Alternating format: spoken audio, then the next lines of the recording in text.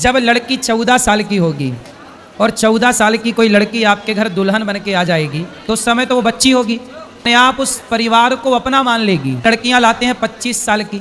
अब 25 साल की लड़की 4 जगह वो मुंह मार चुकी होती है। वो 25 साल की जब तक आती है तो पूरी जवान होके आती है। जवानी कहीं ना कहीं तो वो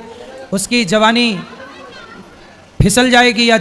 बच्चों का विवाह जल्दी हो जाता था। टाइम पे देख लेना,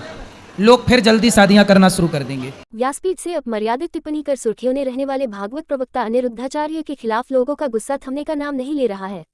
गुस्साए लोगों का कहना है कि अनिरुद्धाचार्य व्यासपीठ की गरिमा को भूल चुके हैं। पैसे की चकाचौंध ने उन्हें इस कदर अंधा कर दिया है कि वह माता सीता व द्रौपदी के साथ साथ महिलाओं के प्रति भी अपमर्यादित भाषा का प्रयोग कर रहे हैं,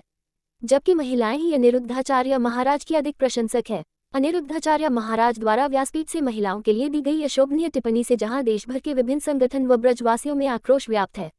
वहीं वायरल वीडियो को संज्ञान में लेते हुए यूपी राज्य महिला आयोग की अध्यक्ष बबीता चौहान ने अनिरुद्धाचार्य के खिलाफ सख्त कार्यवाही की बात कही है।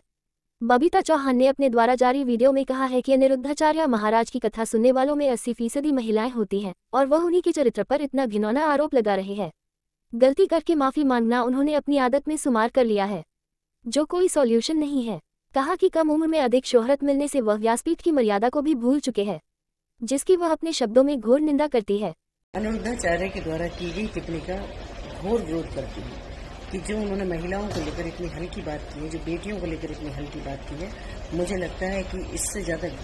गंदी और घटिया भाषा का कोई प्रयोग नहीं कर सकता, जिसमें व्यासपीठ पर बैठकर इतने बड़े कथावाचक हैं जो एक पब्लिक फिगर हैं आज, और जो मुझे कहना चाहिए कि जिनको सुनने के लिए इतना सारी पब्लिक वहाँ आती है, और जिसमें कहूँगी कि अगर फैंस की बात की जाए तो कम से कम 80% इनके कथा को महिलाएं सुनने के लिए आती हैं। उसके बावजूद ये ऐसे शब्दों का प्रयोग कर रहे हैं इतने बड़े उसमें होके, तो मुझे लगता है कि ये कोई अच्छी बात नहीं है। या तो इनको बुद्धि नहीं है या ये कम उम्र में इनको ज़्यादा शोहरत मिल गई, उसका ही इनको समझ नहीं आ रहा कि उसका उपयोग कैसे करें। तो कई बार होता है कि मैं तो यही कहूँगी कि विनाश काले विपरीत बुद्धि, कि अच्छा खासा लोगों को पब्लिक भी इकट्ठा कर लेते हैं, कथा भी सुना रहे हैं, सब कर रहे हैं, उसके बाद में जरूर ये कुछ ना कुछ ऐसा कर देते हैं कि जो महिलाओं के लिए बहुत मुझे कहना चाहिए कि इससे ज़्यादा घटिया शब्दों का चयन नहीं हो सकता जो इन्होंने की है।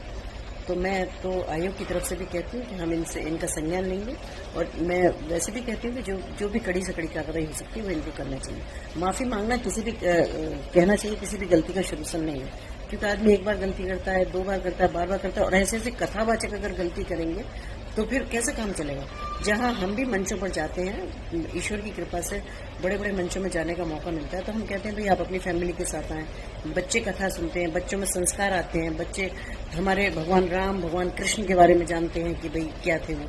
तो जब हम फैमिली से हम खुद आह्वान ये कर रहे हैं कि वहाँ बच्चे आएँ और बच्चों को ऐसे कथावाचक हैं जो इस तरह के शब्दों का प्रयोग कर रहे हैं, तो मुझे लगता है कि क्योंकि आज मैं कह सकती हूँ कि अगर बेटियों की बात की जाए तो बेटियां आज आंगन से लेकर अंतरिक्ष तक आज बेटियों की दौड़ चालू है। और अगर मैं देश की बात करूं या अपने प्रदेश की भी बात करूं तो माननीय प्रधानमंत्री जी आज महिला सशक्तिकरण पर इतना जोर दे रहे हैं, माननीय मुख्यमंत्री जी के द्वारा महिला सशक्तिकरण पर इतना काम किया जा रहा है, उसके बावजूद इतनी घटिया और इतने हल्के शब्दों का इस्तेमाल कर रहे हैं, तो ये बहुत ही गलत बात है। मैं इसकी घोर और कड़े शब्दों में निंदा करती हूँ।